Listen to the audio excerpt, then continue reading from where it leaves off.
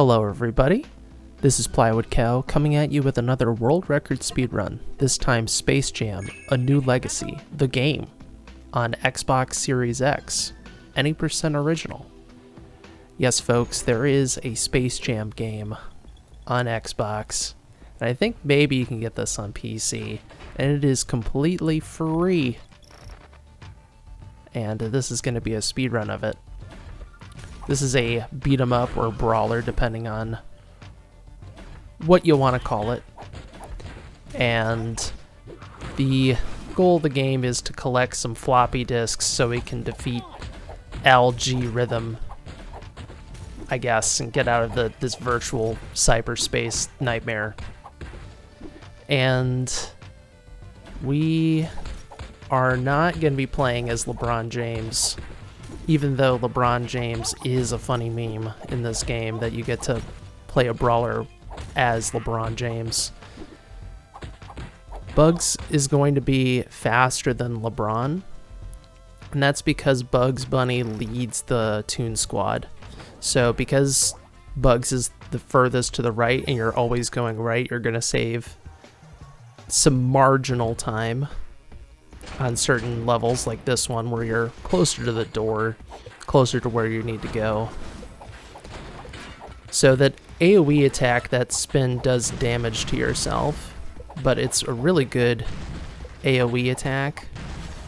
Knocks all the enemies away from you and gives you some invincibility frames afterwards because you took damage. So you can do some really funky things with it, but because it does damage to you, you need to be aware of that. At the start of this run, we had a selection where we had to choose a card. There are various cards in this game of several Looney Tunes characters. There's really only two that seem viable in this run, and that's Granny with the health, and then Tweety Bird with strength. And we're going to be using both of them in this run, actually. The Granny health drops a bunch of food, and because this game is always drop in, drop out, like you can always join a game in the middle of it with multiplayer, the Granny card drops a lot of food, and because of that we can do a lot of AoE attacks or do certain things that are a bit more risky versus if we went with strength. Strength increases your damage output, but there's two things you have to be aware of. One, it takes time to use a card, right? And then two, you have to build up the card capability over time by doing damage. So this is a prime. These things are annoying. You want to try to loop them with double punches, but it can be a bit awkward. And if they grab you, the animation is quite annoying. But if you do get grabbed, rather than getting knocked out of the air and onto the ground, do an AoE spin, and that way you get resetted and do a little bit of damage. So this game is timed through IGT, and a few important things with that are the cutscenes count, the dialogue counts. If you game over, that counts. And I'm not sure about pausing. That I did not look into. These are Jadas, and we want to do 3 hits into a 4-hit combo to take them out. Now you can air juggle, and sometimes I implement that, but I try to avoid juggling as much as possible just because it's more challenging to execute. We want to take out these barrels so that the enemies spawn in faster. This is where we're going to be using some AoE. You could try to corral all these enemies together, but whenever you're surrounded, it's somewhat difficult to do that, and a bit random whether they're going to agree with your corralling or not.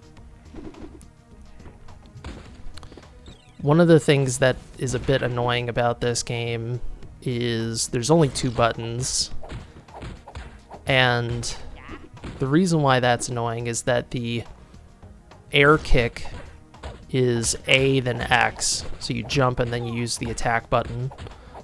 But if you do A and X at the same time, you do the AoE spin. So you need to be very aware of your timing on those things. So sometimes I'll occasionally air kick when I meant to do a spin. The other really unique thing about this game is the ball, which we're going to start using a little bit more at this point. The ball, in multiplayer you have to like pass, you can pass between your teammates and all that, but in single player you just let Tweety Bird bring the ball back in. You can either do an AoE by throwing, like charging up and then throwing it out the ground. You can just throw the ball at the enemies, which does a little bit of damage, or you can charge it up and then hit them hard with your fastball. And the Jaddas, they'll catch a weak ball, but they won't catch a strong ball. And you can use that catch to loop the Jaddas. Jada, J-A-D-A.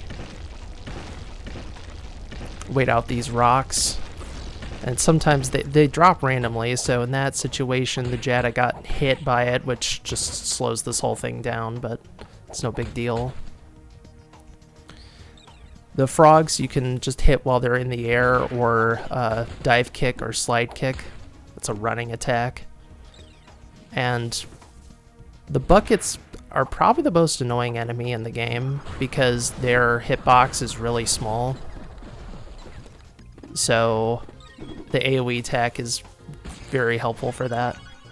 Now for like the most annoying boss in this game, the Brow, Mr. Davis. We drop our health now. When he dives in, try to be above him, because if you're to his left or right, he could hit you with his wings. And there is a way to do the charge ball downwards when he's flying. There's a lot of weird stuff you can pull off in this fight. It's awkward, but the fastest thing is just to keep on spinning near him and hopefully not get hit and have to wait out getting knocked down to the ground. Now there is also a hard mode in this game, and it makes, I think it changes the prime's behavior, I believe, and it just makes all the enemies have more HP. I don't think they actually do more damage to you, but because they take more damage, you have to accommodate for that. Understanding how much damage you need to do to each enemy is pretty key to know how to pace out your attacks. And of course, just knowing where all the enemies are when they spawn in. That's a very key thing. And you'll see occasionally that I'm not quite where I should be. So these are the flamethrowers, the jets, J-E-T-T. They can throw a bomb if you're far away from them, which is super annoying. The AoE on that thing is huge. Here's a really fun little setup. So you spin right here, and the jet gets spawned in and immediately gets hit. And there's the bomb. If you're close to the jet, they will shoot fire, which is why it's good to throw a ball at them to set them up.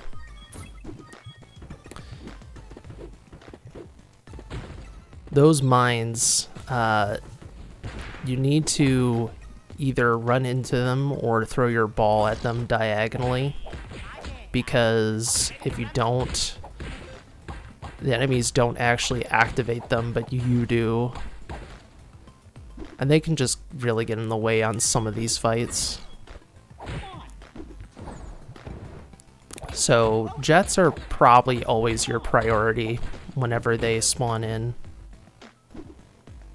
because if you ignore them, they will just AoE you from far away. So at the very least, trying to slow them down by either throwing a ball at them to stun them or AoE spinning is a good idea.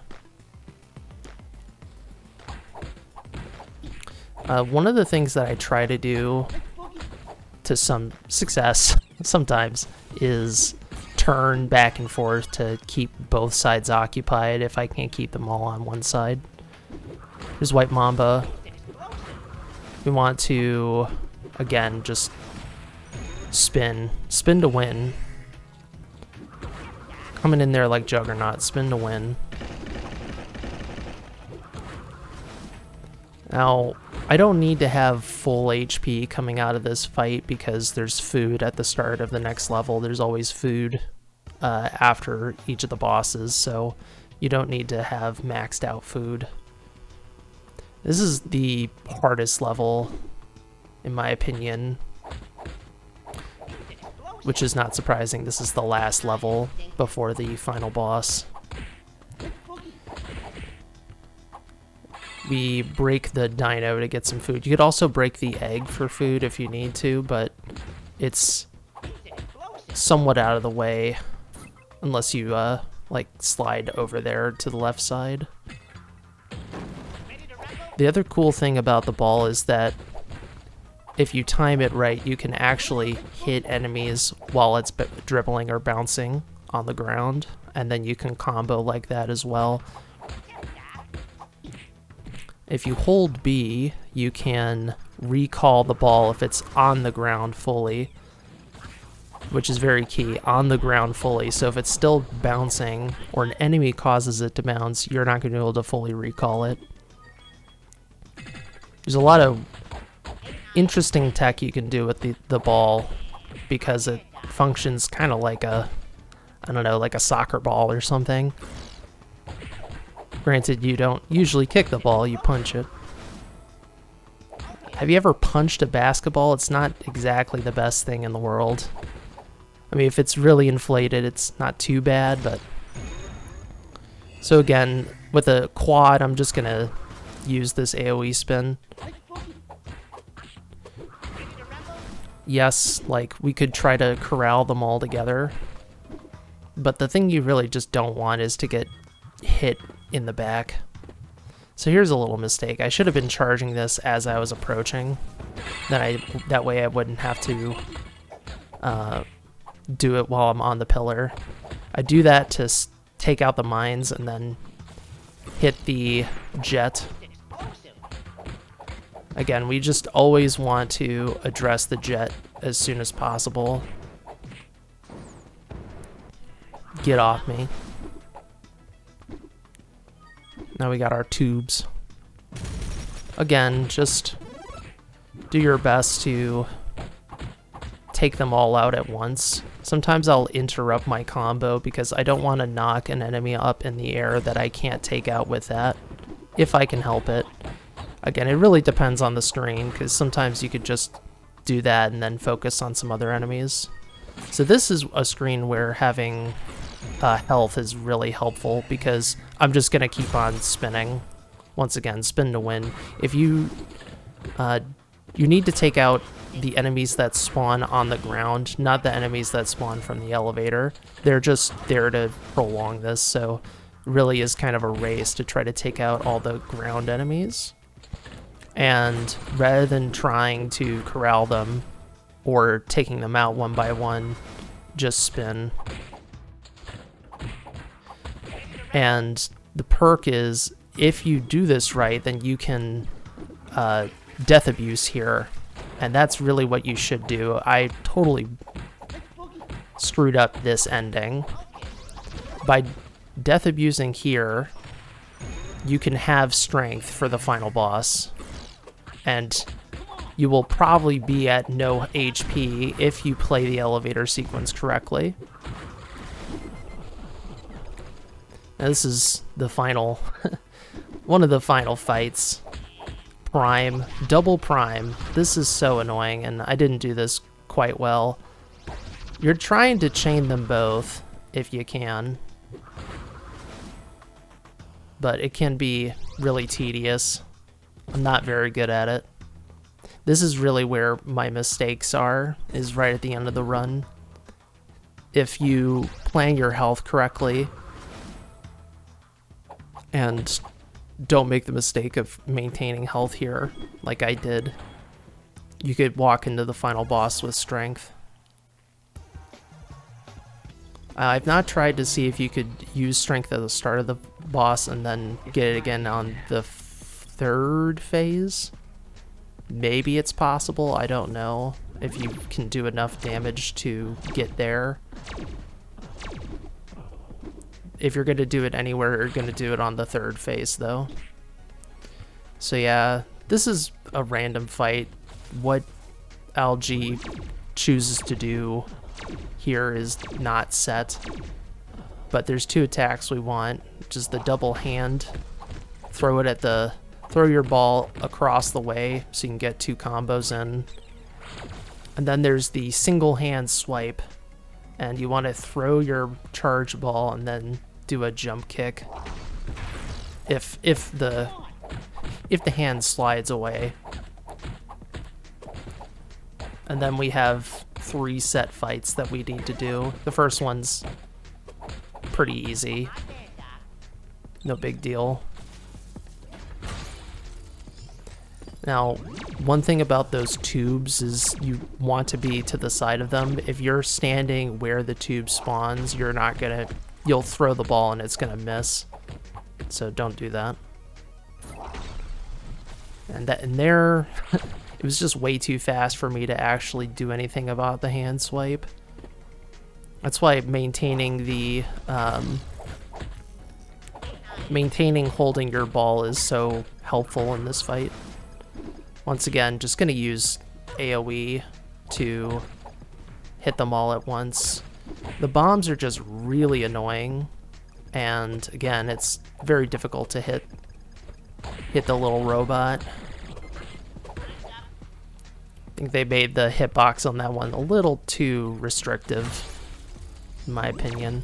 Here I'm just gonna take a death so I can refresh my health. I don't want to lose strength in the final part, but this final fight's gonna be really scary. This is a real clench moment. I thought I was gonna die. Once again, the AoE spin on strength, so good. You are gonna lose HP, but... And this freaking null hitting me in the back of the head, don't do that. But we just gotta take out this Prime, who left me at 1 hit and time. There you go. Space jammed. The space has been jammed.